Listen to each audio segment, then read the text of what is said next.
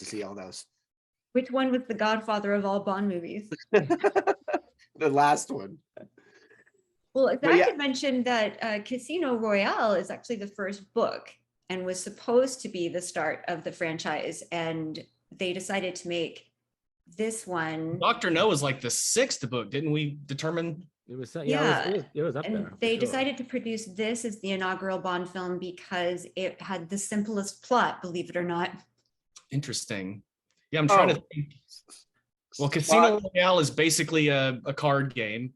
The second one is about voodoo. And the third one's about, it's Thunderball. So that would be like space travel and stuff. So maybe a little difficult to pull off at the time. Interesting. Well, these were the first 2 Bond movies that I had ever seen in its entirety. So I was completely at a disadvantage not knowing this world. And I do have to thank Mr. Fukunaga for really threading the needle for people that didn't know the backstory, because I did not know who I was going to say, I think or No Time to Die is like the only one that would require having seen anything previously. Like, I think even Skyfall, you can get away with not having seen anything before. Like this one, and I haven't seen Spectre, so I felt a little out of the loop because, they picked up a lot of the story from that. Mm-hmm. But they did give you a lot of inference. So even though I didn't know who Vesper was, I kind of like, oh, Bond loved her at some point. That was a big loss for him. Spectre must be some really big bad guy organization.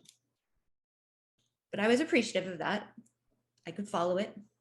For sure. Yeah, no, it was enough. It's just like I didn't get I hadn't seen the buildup with his relationship with Madeline and all that stuff.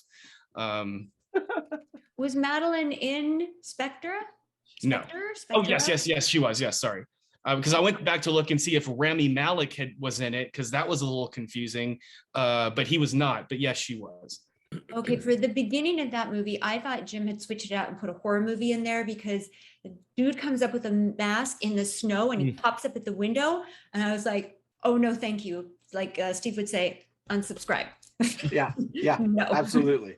I did pause it too to make sure I was watching the right movie, because it definitely was in a different vein than other stuff. And I was like, wait a second, what's going on here?